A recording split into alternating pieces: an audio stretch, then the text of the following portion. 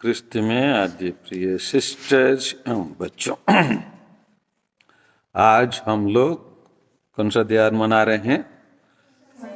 Saint पॉलस का मन परिवर्तन त्योहार। ये मन परिवर्तन त्योहार बोलने के साथ हम लोग ये भी बोल सकते सेंट पॉलस का बुलावा का त्योहार भी कह सकते, क्योंकि जो पॉलस कर रहा था वो तो अपने कार्य के लिए, अपने कार्य क्या करने के लिए वो आगे बढ़ रहा था। आज के पाला पाठ के अनुसार कहाँ आगे बढ़ रहा था? महान याजक के पास है ना, आदेश लेकर कहाँ चल रहा था? दमिश्क के आगे बढ़ रहा था। क्या करने के लिए? ईसाई लोगों को पकड़कर आकर उनको बंदी घर में डालने के लिए, क्योंकि वो स्वयं कहता है वो संहिता के अनुसार, संहिता मतलब पुराने विधान के संहिता, मतलब पेंटेटोक के वो है उनके लिए संहिता था उन दिनों में, जिसको हम तोरा कहते हैं। उसी के आधार पर वो अपना जीवन बिता रहा था और इसीलिए वो क्या करने लगा? आगे बढ़ रहा था। और जैसे आगे बढ़ा उसके जीवन में क्या हुआ? अचानक वो आकाश में ज्योति चारों ओर चमकने लगी और वो किस पर सवार कर रहा था? घोड़े पर सवार कर रहा था। घोड़े से वो गिर पड़ा और गिरने के बाद उसको एक आवाज सुनाई दी, है ना? तो क्या आवाज सुनाई दी? साउल साउल मुझ पर तुम क्यों अत्याचार करते हैं? किसकी आवाज था वो? ईश्वर मतलब प्रभु मसीह का आवाज था। प्रभु मसीह के स्वयं बात करते हुए वो दिया। और उसी टाइम पर साउल ने क्या उत्तर दिया? क्या प्रश्न किया? प्रभु आप कौन हैं? इसलिए यहाँ पर प्रभु यीशु यहाँ पर बता सकते थे, अरे भाई, जो मेरे अन्याय लोग हैं उसी पर क्यों अत्याचार कर रहे हो, पूछ सकते थे। और लेकिन प्रभु यीशु ऐसे प्रश्न ना कहकर क्या बताया? मैं यीशु हूँ जिस पर तुम अत्याचार करते हैं। वो बहुत विचित्र बात है। देखिए, ईश्वर स्वयं जो मनुष्य अत्याचार में है, अपराध का सहन करता है, उनके बीच में वो अपने आप को प्रकट करता है। तो इसीलिए ईश्वर हमेशा गरीबों का ईश्वर है, अनाथों का ईश्वर है, अत्याचार सहन करने वालों का ईश्वर है। तो इसीलिए वो स्वयं को क्या बताता है? मैं यीशु हूँ जिस पर तुम क्या करते हो? अत्याचार करते हैं। तो इस वाणी सुनने के बाद तो उसी के सेंट पौलुस के जीवन में एक बहुत बड़ा परिवर्तन आता है। और वो परिवर्तन उसके जीवन को एक नया रास्ते पर लेके चले जाता है। बहुत बार हम लोग भी सोचते हैं इसी प्रकार का मन परिवर्तन हमारे देश में बहुत सारे लोगों के, नेता के लोगों के हो जाए बोलकर, लेकिन ईश्वर केवल वही लोगों को चुनता है जिसको वो चाहता है। अगर वो ईश्वर नहीं चाहेंगे होंगे तो ईश्वर उनको क्या नहीं करता? चुनता नहीं है, उनको चुनता नहीं अपने कार्य करने के लिए।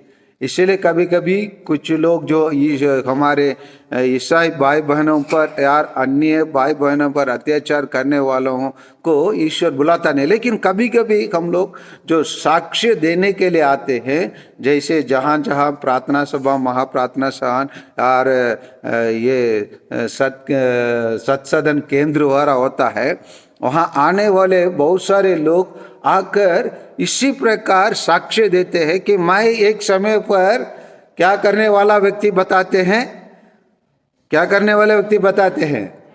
अत्याचार, ईसाई लोगों का अत्याचार करने वाले व्यक्ति में हम लोग भी थे। और कुछ लोग बातें, एक बार मैं देखा है कि एक स्त्री बताए थे कि उसके लिए एक बाइबल दिया गया, वो बाइबल के फाड़ के कि टॉयलेट में जाकर फ्लाश में डाल के उसके फ्लाश कर दिए बताए, और वो व्यक्ति को बाद में ईश्वर उनको बुलाया और ईश्वर के सुसमाचार करने के लिए उसको साधन बनाया। उसी प्रकार हम बहुत सारे लोगों को भारत देश में भी और अन्य विदेश में भी ऐसे प्रकार लोग जो ईश्वर के विरोध कार्य करने लोगों को ईश्वर बुलाता है और अपने चेले बनाता है अपने कार्य योजना पूरा करने के लिए।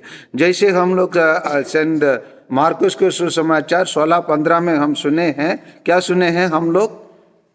16-15 का पढ़िए। हाँ, क्या कहा? हाँ, संसार के कोने कोने में जाकर हाँ सारी सृष्टि को हाँ सुसमाचार सुनाओ। और ये सारी सृष्टि को सुसमाचार सुनाने का काम संत पौलुस एकदम पूरी तरह अच्छे तरह स्वरूप प्रदर्शित करने वाला व्यक्ति है। इसीलिए वो स्वयं बताता है, तिमोथी का लिखा हुआ दूसरा पत्र अध्याय 4:2 में वो बताते हैं किस प्रकार सुसमाचार का प्रचार किया जाना है। तो अध्याय 4:2 को पढ़िए, तिमोथी का लिखा हुआ दूसरा पत्र से। हाँ, सुसमाचार सुनाओ। हाँ, समय असमय, in time and out of time, है ना। हाँ, क्या करना है? सुसमाचार किसको? लोगों को सुनाते रहे। ये पौलुस स्वयं किया और उसी चीज को वो निवेदन करते। तिमोथी जो उसका शिष्य रहे हैं उससे भी वो अनुरोध करते हैं। इसीलिए वो बताते हैं। इसीलिए वो अपने जीवन, एक बार मन परिवर्तन होने के बाद वो अपने जीवन के बारे में सेंट पौलुस फिलिपियों को लिखा हुआ पत्र अध्याय 1:21 में कहते हैं, क्या कहते हैं पढ़िए। स्वयं उसका जीवन किस प्रकार पूर्ण रूप से बदल गया था और बदलने के बाद वो अपने जीवन को किस प्रकार समझने लगा। पढ़िए।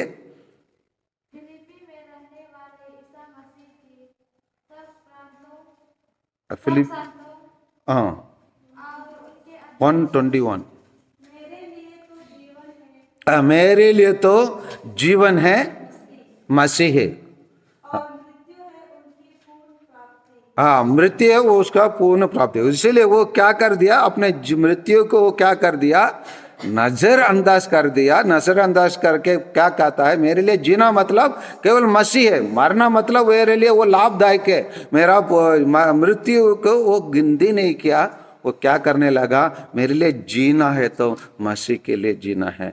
आइए, इस महान व्यक्ति है ना, ये ईसाई धर्म में ये सेंट पेत्रुस और ये दोनों को इसीलिए कलीसिया 2 पिलर्स समझते, 2 खंबा समझते कलीसिया के लिए। क्योंकि एक तरफ पेत्रुस यहूदियों के बीच में अपना सुसमाचार का प्रचार करते रहा और प्रभु यीशु का आदेश का पालन करके कलीसिया का निर्माण करते रहा, और ये गैर यहूदियों के बीच में करता रहा। इसकी यात्रा उन दिनों में जब यात्रा करने के लिए बहुत साधन नहीं है था, उन दिनों में वो बहुत कुछ एकदम कठोर रूप से वो कार्य करते रहा। और इसीलिए इसको हम अंत कर सकते हैं इस और एक बात देकर।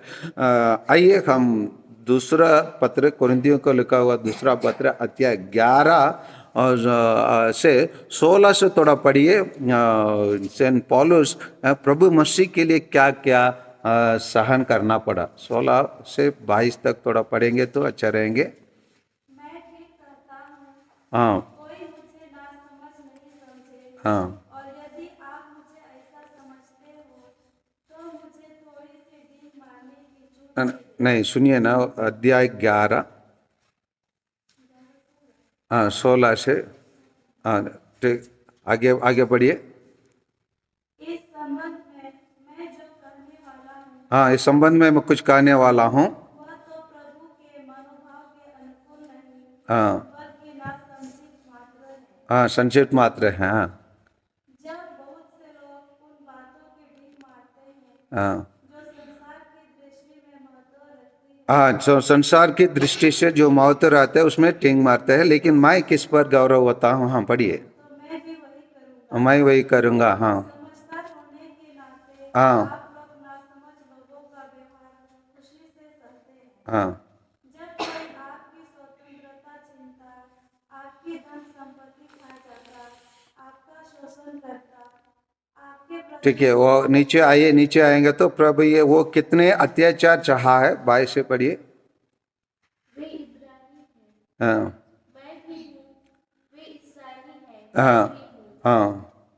वे इब्राहिम की संतान हैं, मैं भी हूँ। मैं भी हूँ, वो अपने आप को बताते हैं। और अधिक, और कितने बार वो अत्याचार चाहा, और वो सभी चीज़ों को सेंट पॉलुस बताता है। कितने बार वो यात्रा करने के टाइम पर अत्याचार चाहा, कितने बार उसको कोड़े मारा गया। इन सभी बातों को सेंट पॉलुस बताते हुए वो किस प्रकार प्रभु यीशु के लिए सब कुछ करने के लिए तैयार रहा है, उसी को हम देखते हुए हम लोग भी अपने जीवन में जितना भी कष्ट अपना हमारे जीवन में आगे आते हैं, और उस सबको सेंट पॉलुस के समान हम आइए अपने जीवन में सहन करें, और संत पौलुस जैसे हम अपने जीवन में कुछ ना कुछ करके दिखाने के लिए हम प्रयास करें। आमीन।